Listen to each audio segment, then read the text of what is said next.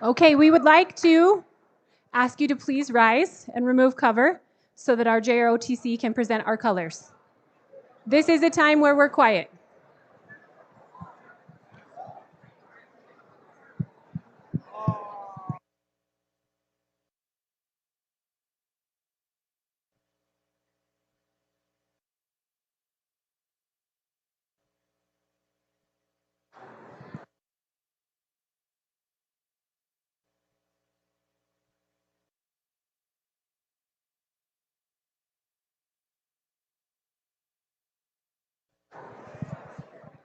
Ladies and gentlemen, I need you to quiet your voices.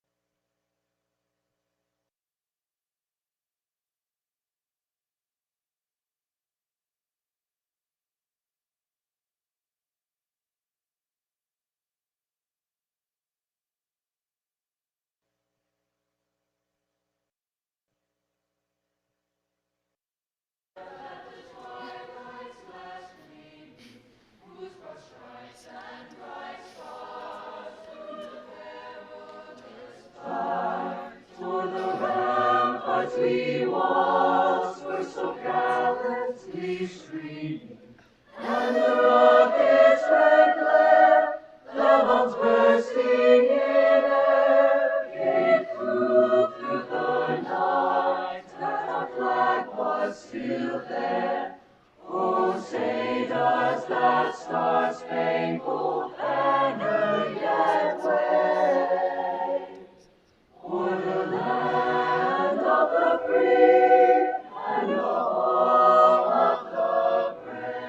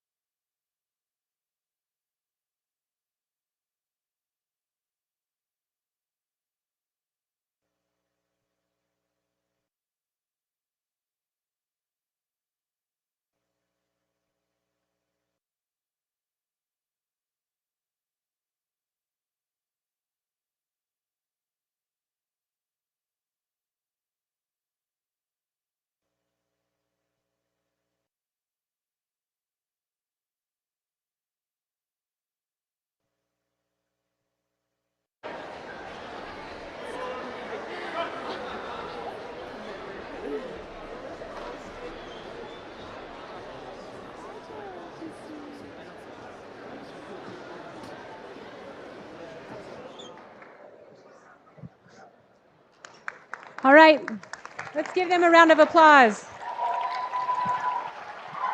Thank you to our choir.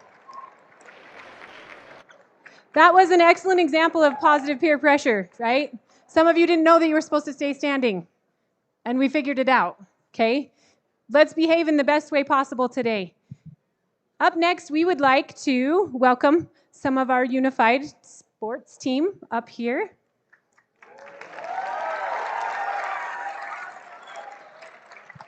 You want to present this? Yeah, we'll just be quick because he's here.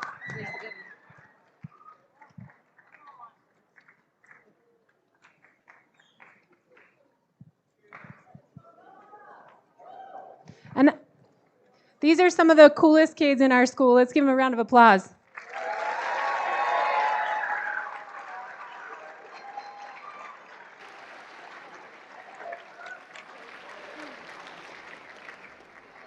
And while they're up here, I'm going to tell you why they're up here. Carla, if you can come up here, please. Many of you don't know Miss Bedingfield.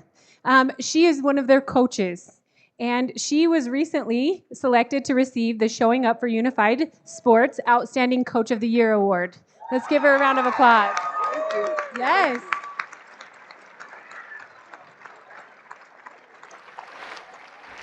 I would like to tell you why she was nominated, and then we have a few students that would like to speak. She was nominated because they've seen Carla be dedicated to the Wasatch High School Unified Sports Program for many years. She does everything in her power to continually offer more opportunities for students with and without disabilities. She's a true leader for inclusion at her school community. And that is the absolute truth. We are so lucky to have you. Thank you. And, okay. Okay, so this is from Sammy and Candy. So it says, Carla, she is the best of the best. She's the most deserving of this award. She does so much for students, and she spends hours and hours planning, teaching, coaching, and interacting with kids. We have had the awesome opportunity coaching and teaching alongside Carla. We've been able to travel to many games and meets, including the USA Games last year in Florida. Carla has high expectations for all, and she helps athletes and students reach their full potential.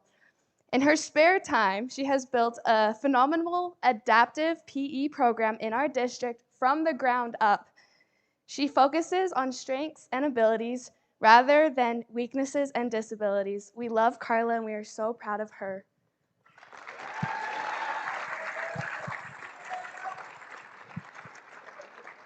From Boston with Special Olympics Utah has seen Carla be dedicated to Wasatch High School with unified sports.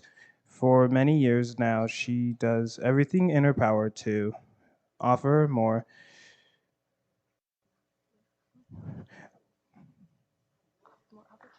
opportunities to students with and without disabilities. She is a true leader for inclusion at her school and community. Because to be honest, there's no coach I would ever choose over her.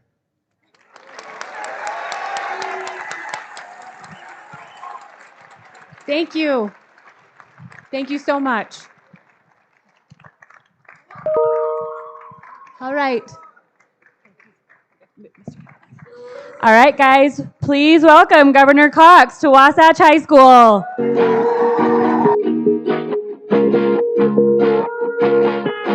Yeah, I know she know that, I know she got a boyfriend. She always hitting my phone, but what's the reason? Make time for me, only see me on the weekend. Girl, you say you love me, then why don't you just leave him? I got caught up in the mess, love what I can't hide, makes me stressed, makes me press the other side of the window. Wish that I knew better, wish that we could keep it simple.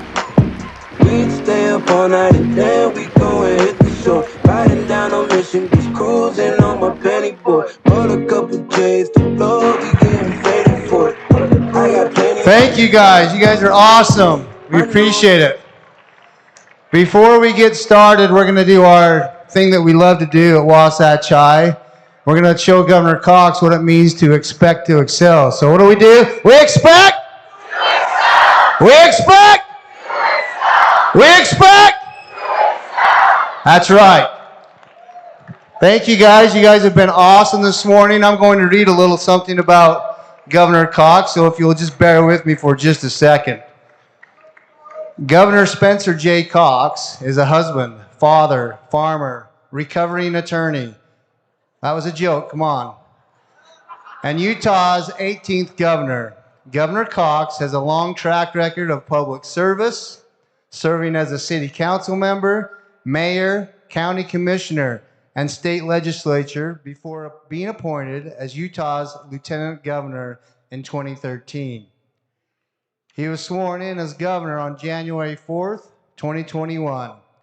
During his first term in office, Governor Cox has cut $1.1 billion in taxes. Implemented, yeah, let's give him a round of applause. Implemented landmark changes in water law, water conservation, and infrastructure planning. Locked in record funding for education and teachers. Let's hear it. Enacted universal school choice and secured funds for affordable housing. Let's get it here from Mr. Cox. A longtime advocate for suicide prevention and mental health resources. He's become a national voice on protecting youth from the harms of social media. Let's hear it for that. He has also signed early education and workforce program funding, launched the One Utah Health Collaborative, and expanded opportunity for women, diverse communities, and those living in rural parts of the state of Utah. It is my pleasure to introduce to you Spencer Jacobs. Thank you, Governor, for being here. Thank you, Principal Kelly, for that kind introduction. Ladies and gentlemen, I need to take you with me everywhere I go. This is amazing. I never received a reception like this. I've been to a lot of high schools, and I've never felt the energy I feel right here today at Wasatch High. So congratulations. This is really impressive. I want to thank your junior ROTC for their warm reception. And by the way, the awards that you're talking about today, of course, my wife Abby has been here several times. Unified Sports is amazing. We love what you're doing here with Unified Sports, so impressive. Now, I have a message here for you today, okay? And here's what we're gonna do. I'm gonna talk to you for a few minutes about a couple things that I think are important, and then I'm gonna bring up some of your fellow students, and they're gonna ask me questions, and I'm gonna ask them questions, and I'm looking forward to that. And then I'll wrap things up with just a couple other ideas that I think are really impactful and meaningful. But I'm here today because I want to convince you of two things. I want to convince you that there has never been a better time to be alive than right now, and that there's never been a better place to live than the state of Utah. But I want you to stick with me here, because before I talk about some of the challenges that you're facing today, and by the way, I have a 16-year-old daughter, and so I know a little bit about the challenges that you're facing, and I worry that you worry, because I know she does. I know you worry about your future. I know you worry about some of the craziness that's happening in the world today. And it's certainly right in front of you a lot more than it was with me. Now, I appreciate we have some elected officials who are here with us. We have members of the school board. We have, of course, teachers. We have people who have joined us today. Thank you for being here. But my message is for you, the students. And before, though, I talk about that, I need to go backwards a little bit. I want to tell you a little bit about what life was like when I was growing up. And I know I can see the eye rolls already. Like, the last thing you want to do is hear an old guy talk about how it used to be. But just stick with me. So when I was growing up, I was worried about life and things, and I had concerns too. I was worried about our country. How many of you like music? All right, we got some music fans out there. Okay, so I was a huge music fan. So I collected music. I loved to listen to music.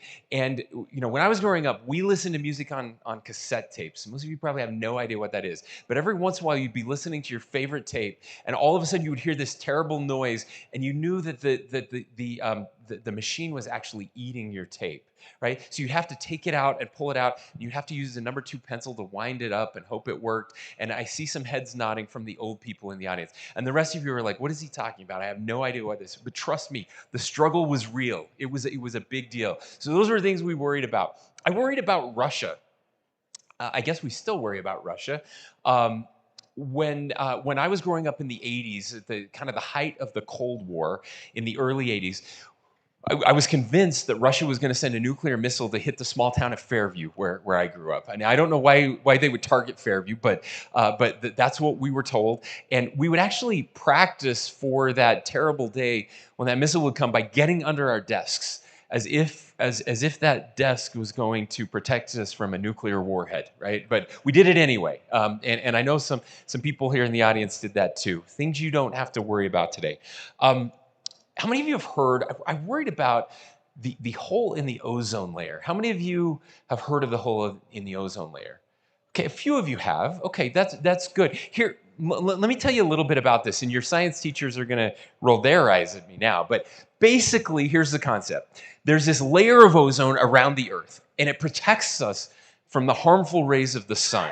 These harmful cosmic rays that are bombarding Earth every day. And here's the problem. There was a hole, and it was growing. And that meant that these harmful rays from the sun would get through, and basically they would cause cancer. That was kind of the worst part of it. In fact, there was an expert here in Utah, there were media reports about this, who predicted that because of the growing hole in the ozone layer, more than half of the people in Utah, so there were 2 million of us at the time, over 1 million people would develop a very serious form of cancer in our lifetimes because of the hole in the ozone layer. Now, good news is you don't need to worry about that anymore. And here's what, well, first of all, I have to ask the question, do you know what was causing the hole in the ozone layer? I heard it, hairspray. Hairspray was causing the hole in the ozone layer. It's actually aerosol cans, but hairspray was the most common of those. Now, I don't know if you've seen any pictures of your parents or teachers or grandparents back in the 80s. There was a lot of hairspray going on. Women especially. I mean, it was just hairspray everywhere. Guys too. I used to have hair, stealing, Aquanet. There was just a lot of hairspray happening, okay? Now, why haven't most of you heard about the hole in the ozone layer? Because we fixed it, right? We don't use those chemicals now in your hairspray. All right, so we were able to make that change. Now, my point in sharing all this old guy stuff with you is that, yes, there are problems today, but we can solve problems. We are not helpless, and we are working to solve those problems. I want to share just a couple things with you. We just finished a 45-day legislative session here where the legislature came together. We met. They passed 575 new laws this year, and you probably only heard about 5 or 6 of them because that's what the media does. They focus on like the controversial ones, but not the ones where we actually work together all near unanimous or completely unanimous to solve problems. Let me share just a few of those with you. One of the challenges we have today is education. We want to make sure that you are getting the best education possible. And to do that, we need to make sure that we are funding education. And so as was mentioned, this past session, we actually passed record funding for education and record compensation increases for our teachers. And that's a big deal because we have the best teachers we've ever had in the history of our state. You are getting a better education right now than I got when I was in high school. And I want to make sure that the next generation of teachers, I hope many of you in this audience today are considering becoming a teacher. We need you, and I hope you're being inspired by the incredible teachers that you have here at Wasatch High School. And so making sure that you can make a living if you're a teacher is a really big deal and something that we need to continue to work on. But again, it's a problem, and we're working to solve it. Number 2, how many of you have been worried, well, at least until a few months ago, about water in our state? Okay? I've been worried about this too, worried about the Great Salt Lake drying up, right? You hear all of these negative stories about what could happen if the Great Salt Lake dries up and if we don't have enough water. Now, again, we are not helpless. Did you know that right now you have been living through the worst drought in the Western United States in the last 1,200 years? The last drought we had this bad was in the year 800 AD. So congratulations, you're surviving the worst drought in history. This is amazing. Now, your great-grandparents, they didn't have to live through a drought this significant, but here's the thing. The reason that we're doing okay through this drought is that people before us, our great-grandparents, great-great-grandparents, the people who came here, they understood how important water storage is. And so they built reservoirs, right? And they built water systems to help us do this. But here's the thing. Like them, we are not helpless. And so what have we done? What have you done? Well, over the last 2 years, you and your families, Utahns, conserved over almost 20 billion gallons of water in 2 years. That's never happened in our state's history. And the legislature just approved $1 billion over the last 2 years in funding to help us store more water and to help us conserve more water so that we can survive bad droughts. We can do hard things, and we are doing it. Now, number 3, how many of you are worried about the price of housing, the rising price of housing? Yeah, most of you, and you should be. And here's why. I'm worried about it too. I'm worried because I mentioned I have a 16-year-old, I have 4 kids, and I really want them to live in Utah. I want them to live near me. I do not want them to live with me for the rest of their lives. And I don't think you want to live with your parents for the rest of your lives either. And so we have to make sure that we are increasing the supply of housing in this state so that we can lower the price of housing. It's very simple economics. Again, this session, we worked together with the legislature, landmark legislation, as well as record funding to help us bring down the price of housing in the state of Utah. Problems we can solve. Last thing I want to mention here, there's a rising inflation in our country. You've seen it. The price of everything has been going up. The price of food, the price of gasoline has been going up, especially over the past 2 years. One of the things that we can do as state government is to make sure that we are taking less of your money so that you have more, you and your families have more to do the things that you need to do. Now, before I became governor, the largest tax cut in our state's history was $225 million. My first year as governor, we cut taxes $100 million. My second year as governor, we cut taxes $200 million. And this year, over $800 million in tax cuts. That's your money. You can keep more of it, and you can spend it where you need to spend it. All right, now, I want you to join me in welcoming some of your amazing fellow students to the stage with me, and we're going to have a little Q&A. So come on up, guys, wherever you are. Where are my students? Right here, backstage. Come and join us.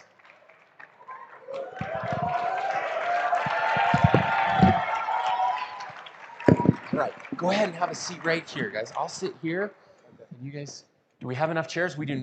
Are we missing a chair? Or are we good? Okay, we're good. We're good. Okay, we're going to start down here.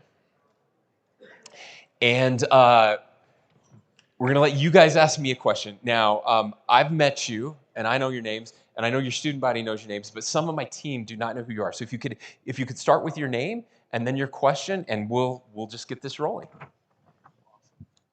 Is that mic on? Can we get that? Testing. Hello. There we go. Okay, my name is Hank Hansen, and so Governor Cox, my first question for you is, in your opinion, what are the most important tools for kids to have as they graduate high school? Yeah, thanks, Hank. Great question. So look, there are important tools. Obviously, you're here learning, and so the ability to learn is a tool that I think is really important. But there are two others that I think are a recipe for success in this life, and the first one is hard work. Right? Just learning how to do hard things really matters. I don't care what it is you want to do in this life. If you work hard, you can accomplish it. So that's the first one. The second one is something that I love here. I love how much you care about each other, because I believe one of the recipes for success in this life, one of the best tools that you can gain here, is the ability to treat other people, especially those you disagree with, I'm going to talk more about that later, with kindness and respect. If you can work hard and treat others with kindness and respect, you will be phenomenally successful in this life. Thank you very much. All right, Sebastian. My name is Sebastian Suarez, and my question for you is, what made you get into public service, and what have you learned since becoming governor? Thanks, Sebastian. You can go ahead and have a seat. So the question was, what made me want to get into public service? So I'm going to tell you a quick story, okay? So I had just moved back to the small town of Fairview. Does anybody know where Fairview is? Maybe a few of you. Some of you may have heard of Ephraim or Manti. Those are the big cities in Sanpete County. All right. So I went to North Sanpete High School, and so I moved back there to raise my kids. I wanted to raise them on the farm. I wanted them to learn how to work hard. And a friend of mine came to me and said, we have a vacancy on the city council. So somebody had just moved. And they said, it's not an election time, so we get to just appoint someone. And we've talked about it, and we've decided we want to appoint you to the city council. And I thought, wow, that's kind of cool. That's really nice. So I'm like, why did you want to appoint me? He said, well, we can't get anybody else to do it. So, And he also said, we also have this big legal problem and we can't afford an attorney. And we know you're an attorney. We're hoping if you were on the city council that you would do free legal work for the city. So that's literally how I got involved in public service. But I loved it. I loved being able to work on problems and to help people. It was an opportunity to give back. And so I got to serve as was mentioned, I got to serve as mayor after that, and then county commissioner, then in the state legislature, and then as lieutenant governor. I never thought I would be governor. I wasn't a kid who grew up thinking, someday I want to be governor of Utah. That was not me at all. But I had opportunities and I had wonderful people in my life who impacted me. And I've learned so much being able to serve as governor over the past 2 years. I've learned how great our people are. And that's why I really wanted to come today so I could learn more. And I can't wait to ask you guys questions because I'm going to learn a lot from you. So thank you, Sebastian. Thank you. All right, Jenna. Good morning, Governor Cox. Thank you for meeting with us today. I'm Jenna Mahoney, and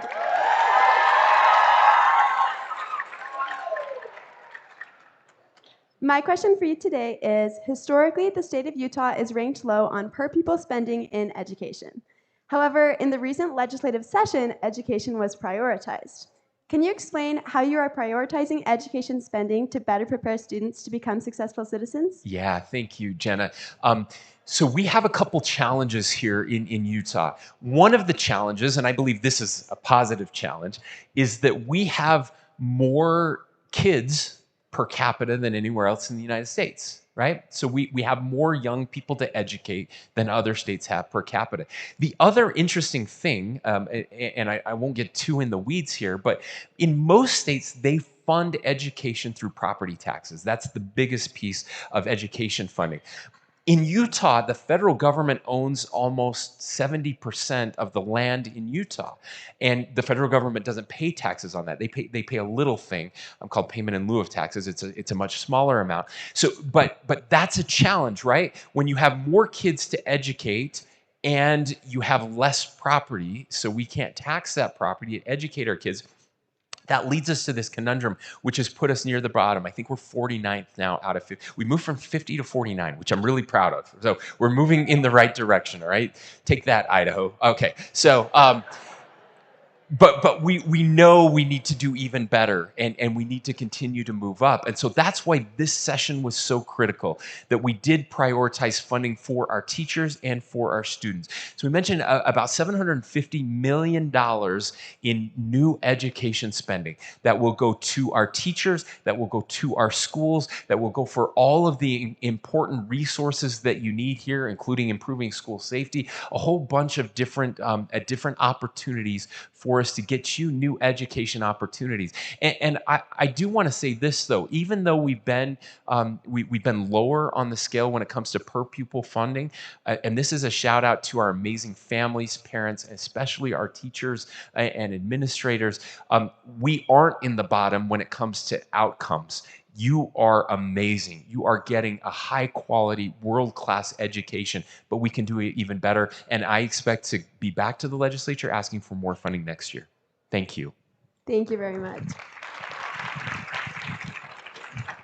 Good morning, Governor. My name's Tyson Averett. Hey, Tyson. My question to you is, how do you suggest an average citizen balance political open-mindedness with political activism and policy change? Yeah, thank you, Tyson. You know what, Tyson, I want to thank Tyson, too. Tyson is going to be serving in the National Guard. Is that correct? That's correct. That's correct. It's your boys over here. And as the... I feel very lucky to be able to lead the National Guard in our state, and I'm grateful for your service, so thank you for that. Look, this is a very important question, and I'm going to spend about 10 minutes talking about it at the end, so I'm not going to give all of that away yet. But what I want to say is I believe that it is absolutely critical that as citizens of this great country that we do get engaged, that we find causes that we believe in, and that we work passionately about those causes. I also believe that it's important to treat each other with respect. Again, I'll talk a little bit more about that in a minute, but you are asking the right question. And I hope it's a question that all of us ask. He asked about how can you be an activist and be passionate, but also be open-minded? And I think this is really critical. There was a great judge of the turn of the last century, back in the early 1900s. His name was Judge Learned Hand, which is a weird name, but cool guy. And he wrote some amazing things.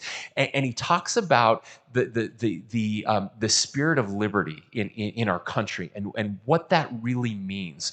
And he said something interesting. We think about freedom and liberty, and we picture like a bald eagle and American flag and this this really proud patriotism, and we should. That is critical to our country. He said this spirit of liberty, though, is something more than that. He said the spirit of liberty is that spirit that is not too sure that it is right. He said it's a spirit that is willing to listen to other people and to learn from them. And so I think it's important, I believe it's important to advocate for what we believe in, but always be willing to ask ourselves, what if we're not 100% right? What if maybe let me listen to this person and try to learn from them. Again, I'll talk more about that in a minute. And just challenge ourselves. There's a great book by a guy named Adam Grant. It's called Think Again. I would encourage all of you to read it. It's not a long book. I think you would really enjoy it. It came out just a few years ago. And in this book, Adam challenges us to always be testing our own beliefs, right? Our own political beliefs. Much like the scientific method, right? Where you have a hypothesis and then you go out and test it and make sure it holds up, not to wall ourselves off from other ideas and new ideas. But then once we've tested it and we feel confident in our beliefs, then we be firm and passionate and try to convince other people. And that's how I try to do it. And I think our society would be better off if we were all trying to do that. So thank you. Great question. Thank you. All right, Lauren. Hello, I'm Lauren Holmes. Yay!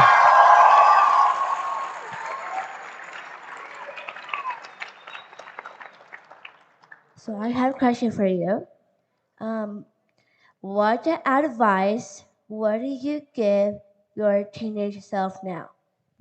Thank you, Lauren, for that great question. What advice would I give my teenage self now? So if I could go back in a time machine and see myself again, look, I would tell my teenage self that it gets better. I think that's the message that I would tell my teenage self. If I could, maybe just be a little vulnerable. I wasn't planning to do this, but I've shared this before. When I was a teenager, I really struggled. When I was 11 years old, my parents got divorced. And it was a really tough time for me. It was a really dark time for me. I just started middle school, and I was a small kid. I grew a little later, and I remember that first week in middle school. I got put in a garbage can right in the middle of the hallway as people were working by. There was some bullying that was happening there, and I started to think that maybe the world would be a better place if I wasn't here. And I share that because I know statistically there are several people in this audience today who have had those thoughts in the past year, that maybe the world would be a better place without you. And I hope that you will listen to me when I tell you right now that it gets better and that I need you to stay. I desperately need you to stay. We need all of you. There is something very special in your future, something special for you to accomplish, something that only you can do in this life, people whose lives only you can touch, and we need you here for that. And I'm very grateful for good people in my life who helped me to see that there was a brighter future ahead for me. And I just have to say this, if any of you are having those thoughts right now, I just need you to promise me that you'll talk to someone, that you'll talk to a friend, that you have amazing counselors here. You'll talk to a counselor, you'll talk to a teacher, you'll talk to a family member. Promise me if you can't talk to any of them, you'll have the Safe UT app on your phone and you'll push that button and immediately be in contact with a mental health professional who can help you through that dark time. And I also want to ask this, if you're not one of those people who have had those thoughts, you probably know someone who is. You may not know it, but be willing to have this conversation with your friends. Say, hey, I heard the governor talk about this. Have you ever had thoughts like that? Have you ever struggled with suicide ideation or those thoughts? And if they say yes, just put your arm around them and say, thank you for sharing that with me. Can we talk to someone together? Let's go talk to a counselor, or let's push that button on the Safe UT app, because it literally saved my life. And I am so glad I stayed. I'm so glad I stayed. And that's the advice I would give myself, Lauren. Thank you for that. Okay, now, this is my favorite part, where I get to ask all of you some questions right now, okay? So we're gonna start out with an easy question. And Lauren, we're gonna start with you, and then we'll just pass the microphone down. I want you to tell me your favorite part of school and your least favorite part of school. So best part of school and worst part of school. What's your favorite part of school? So my favorite part of school is probably uh, when I love high school the most, but my best memory of high school is I see all my friends and teachers or friends, and it's kind of hard for me.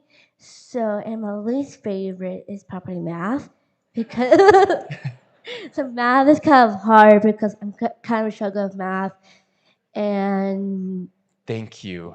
That's a great. By the way, that was my answer when I was in high school too. Was math. Thank you. All right, let's pass the microphone down. All right, Tyson. All right. Best So part, worst part. my best part, it's probably got to be coming to school and with all of my friends here. The teachers, I enjoy their class. I have to agree, math is terrible. I don't know, core classes in general suck, but you got to get through it. So Love it. Powering through. That's what I like to hear. All right, thank you. Thank you so much. All right, Jenna. For me, definitely the best part of going to Wasatch has been, like they said, the people. There are so many great ways to get involved and meet new people and try new things, and I love that. And that is also the worst part of high school, because there are so many opportunities to get involved. It can cause a lot of stress sometimes. Okay. No, I think that's fair. We see that. That's one of my concerns with young people today is there's a lot of expectations and a lot of stress that comes with that. Thank you. Thank you. Okay. For me, All right, Sebastian. The best part of high school is probably like coming and seeing all my friends and meeting new people. And then also like the teachers are really helpful. Like this year has been really stressful, especially since my junior year.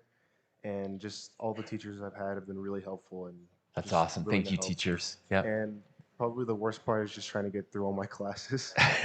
Just to get through the day. Yeah, it's been pretty hard, but I've been getting through it just fine. Good. So. Great work, Sebastian. Thank you. Hank. I'm glad I got to answer last so I can have some time to think about it. But I have to agree with Jenna. I think my favorite part about high school is getting to know the amazing people and building friendships and relationships with them, and just the people I've met here. Definitely the hardest part for me has been chemistry. 100%. Chemistry. That has All been right. struggle daily. All right, Hank. The end is in sight, though, right? You can see it. Okay. Next question. Now, this is a two-part question. You can answer one or both. You get to choose. You don't have to answer both of them if you don't want to. But so the first part is something that worries you about your future, or something that worries you about our state, just kind of what's happening.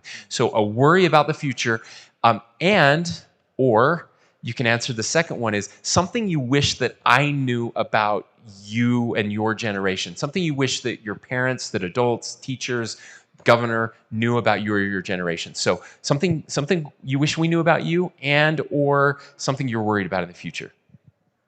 Those are both amazing questions. If I could take some time to think about it. You're fine. Yeah. And if anybody else wants to jump in, take the mic. If you have either one of those, you can choose one. Something that I'm worried about in my future is like if it's a stable enough future for me. Like I have my like hopes and dreams, and hopefully I'll be able to accomplish them one day. Yeah.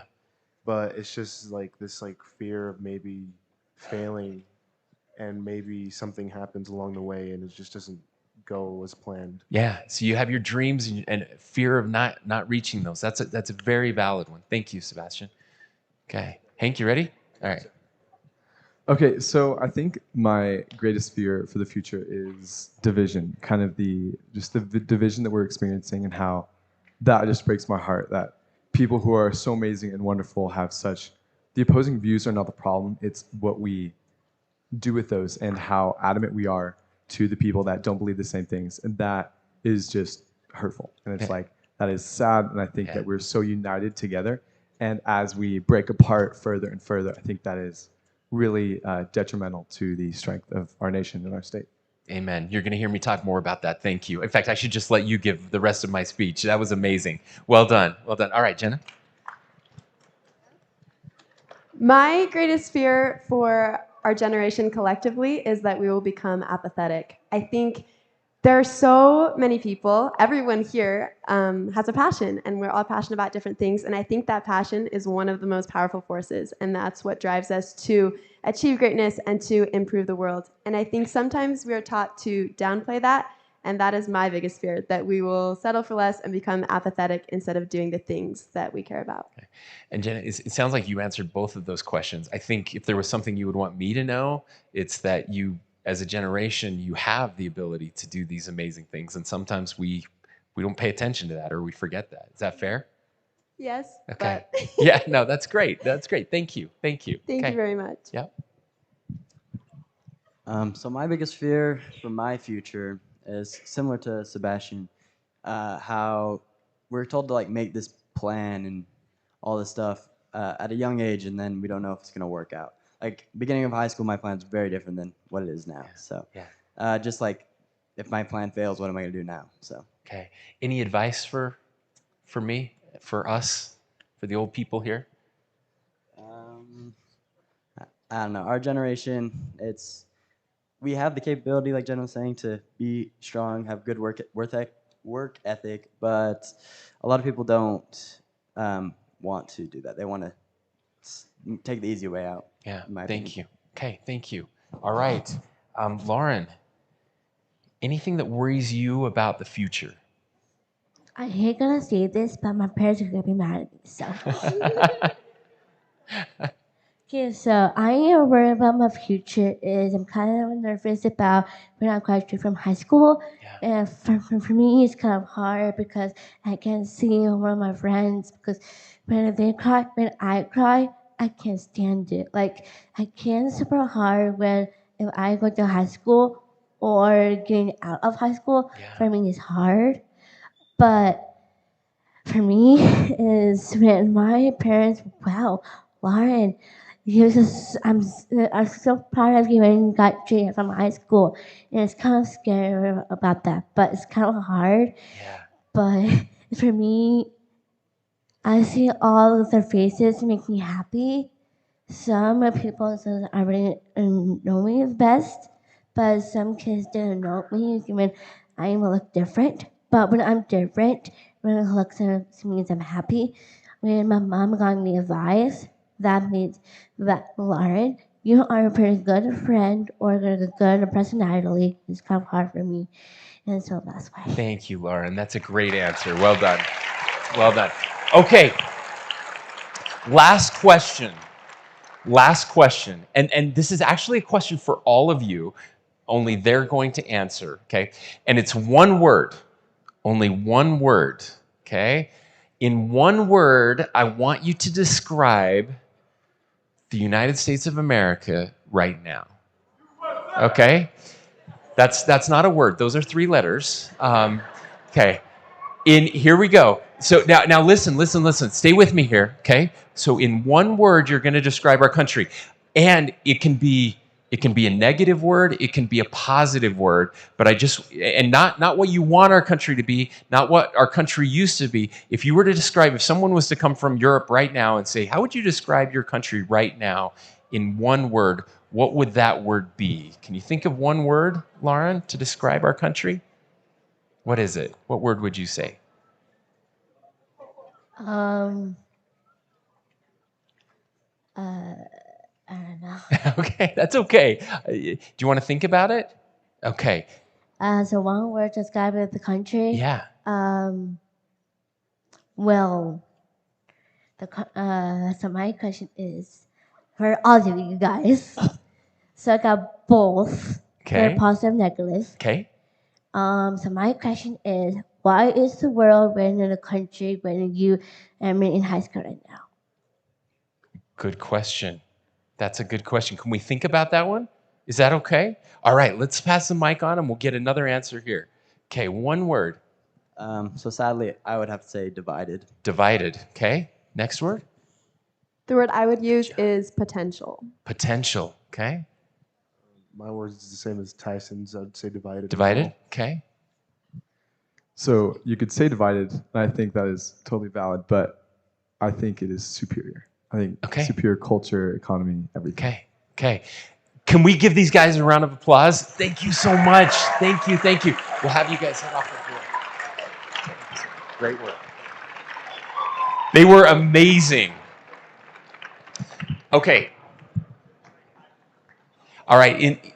Now, I hope you all have your words. These guys were incredible. I have in front of me, by the way, this question was asked of me in an audience like you a couple months ago. Turns out it was also asked of thousands and thousands of Americans. So there was a big study done, a big survey that went out, and I have the results here in front of me. But first of all, by the raise of hands, how many of you thought of a negative word when describing our country? How many of you thought of a positive word?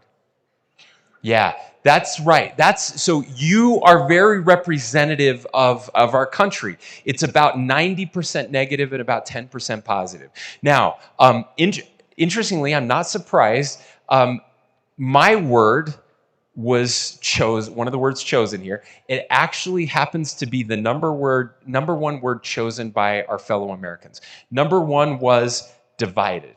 How did any of you have divided out there? Yeah, several of you have divided. That was number one. Let me just share a few more of these. Number two was chaotic. Number three was intolerant. Rigged and weak were also some of the most common words. Now, there was another question asked. This question is a little different. This question isn't describe our country. It's how do you feel about our country right now? Okay, so think about what are your feelings toward our country right now. Here are the most common feelings. Frustrated was the most common at 74%. Disappointed, exhausted, disgusted, and angry were some of the other most common words chosen. Now, over the last 4 years, there's been a big change in the way we look at each other. So a question was asked to Republicans, do you think that your fellow Republicans should work with Democrats to solve problems? And then the same thing was asked as Democrats. Do you think Democrats should work with Republicans to solve problems? 4 years ago, over 60% of Americans said, yeah, that should happen. In just 4 years, that's gone down to 49% that don't even think that their side should work with the other side. Now, even more concerning, 7 out of 10 Democrats and Republicans perceive the other side as brainwashed, hateful, and arrogant. Here's one last one. When I graduated from high school, the number of Republicans who had a very unfavorable view of Democrats was about 20%. And the number of Democrats that had a very unfavorable view of Republicans was about 17%. Last year, those questions were asked again.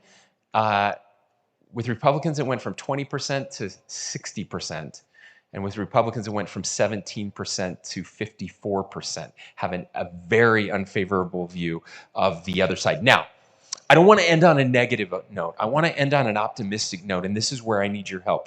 I want to share some good news. The good news is that in Utah, we actually don't match those numbers, right? We don't hate each other as much as the rest of the country right now. We are in a much better place, but we are trending that direction. The other thing I want to share that I think is positive is that most Americans actually don't like how divided we are. New survey that came out in Time magazine showed that 70% of Americans are tired of the division and actually want us to figure out a way to work together.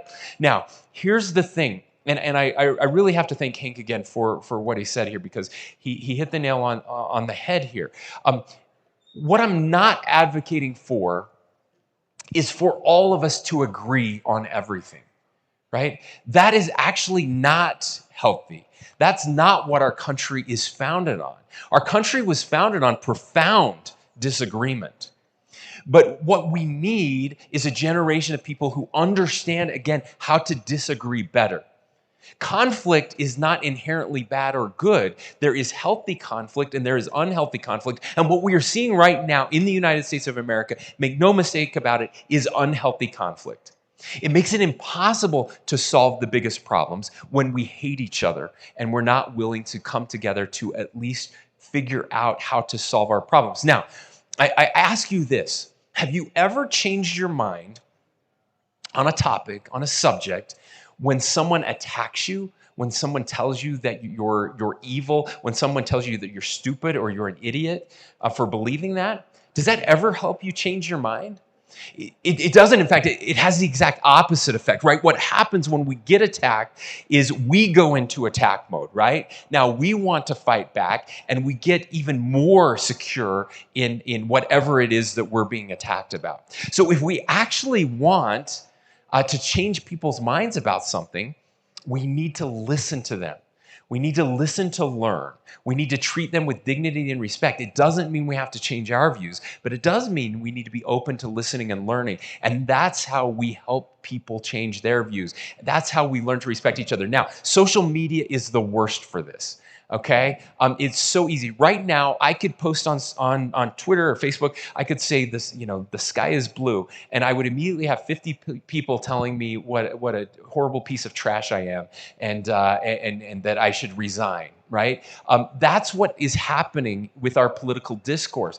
Now, my amazing Lieutenant Governor, Deidre Henderson, I hope you get a chance to meet her. She's incredible. She has a philosophy that I need to be better at. She says, when it comes to social media, if it feels good, don't post it, right? If it feels good, don't do it, because it's so much fun to tear the other side down. It's so much fun to punch back. It feels really good in the moment until it doesn't. And I promise you it never will be fulfilling at the end. And so this is where I need your help. I need you to help me, to help our country, to help our state, to help this community be better. I need you to not hate the other side, but I need you to help engage with the other side, to listen and learn and look for ways to find common ground, because it is out there. Now, I want to conclude by saying this. We live in an amazing place at a remarkable time. I also appreciated Hank's word, even though divided was a word I think we all kind of agreed on. He had talked about how sad he was about the division. He also talked about superior. We live in the most amazing country in the history of the world, and I don't want you to forget this. Let me just underscore it again. This grand experiment we embarked on 250 years ago is still the most incredible thing to happen in history. You see, we understood something. The founders of our nation understood something that the rest of the world had forgotten or didn't know in the first place. That is that we are blessed with these unalienable rights. You know what they are, right? Among them are life, liberty, and the pursuit of happiness, okay? They understood that these, and we understand that these rights, life, liberty, freedom, right, the pursuit of happiness, don't come from government. They do not come from government. That's what the rest of the world had wrong. Those rights are ours, and they come from on high. And it's government's job. Governments are formed to protect those rights. Again, government does not have the power. We the people have the power. And government, or those that serve in government, have to ask us for us to let them use that power. And those are called elections. And we do that every 2 years, 4 years, 6 years, depending on what office you hold. And we have to come back and ask the people. We, the people, hold that power. And these are our rights. And it is government's job to protect them, not the other way around. And we must never forget that, because these rights are so critical to our liberty, to our happiness, as we preserve those. Now, thank you. Thank you for what I have felt today. You make me so proud. You give me hope for the future. I don't need to doom scroll on Twitter to see all the terrible things that are happening in the world, because I know that we can solve those problems, and I know they can be solved by you, by this incredible generation. And let me also say this. What you have here is very special. I hope you don't take it for granted. Thank you for finding belonging. Thank you for helping me to feel belonging here. Thank you for lifting up your fellow students to show each other that you care. That's the secret to success. Work hard and care about each other. We live in the best time in the history of the world and in the best place because we care about each other, because we take care of each other. Did you know that Utah leads the nation in volunteerism and Utah leads the nation in charitable giving every year? That's what makes us special. Thank you for letting me come. Keep up the good work. God bless you.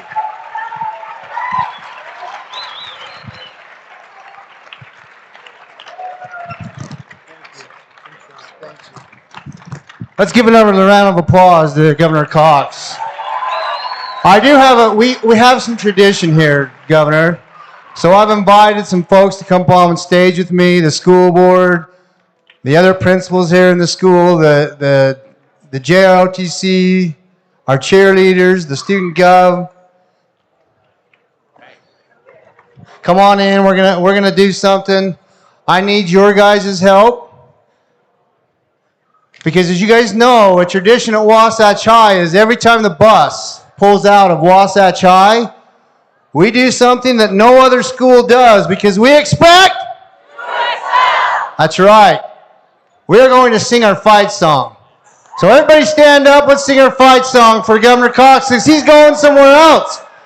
Ready? Oh, we're getting closer. They're coming. They're coming. Yeah, get tight with each other. We'll do it. I do want to say this. Thank you to Lauren, Jenna, Tyson, Sebastian, and Hank. Let's give those guys a round of applause. They did a great job. I also want to say thank you to the student body for being here. You guys have been exceptional, and thank you very much. All right, you guys ready to do the fight song? Ba-da-da-da.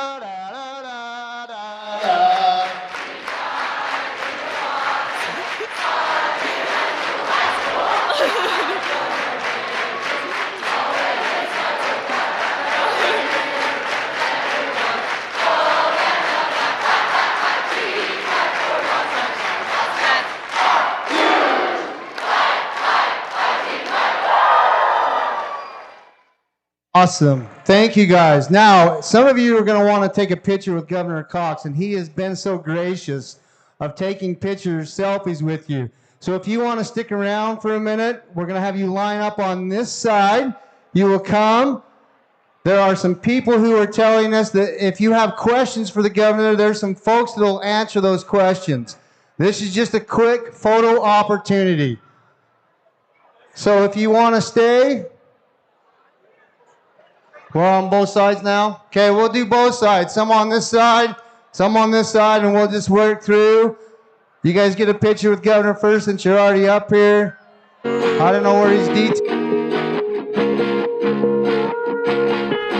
Yeah, I know she know that, I know she got a boyfriend. She always hitting my phone, but what's the reason? Make time for me, only see me on the weekend. Girl, you say you love me, then why don't you just leave him? I got caught up in the mess.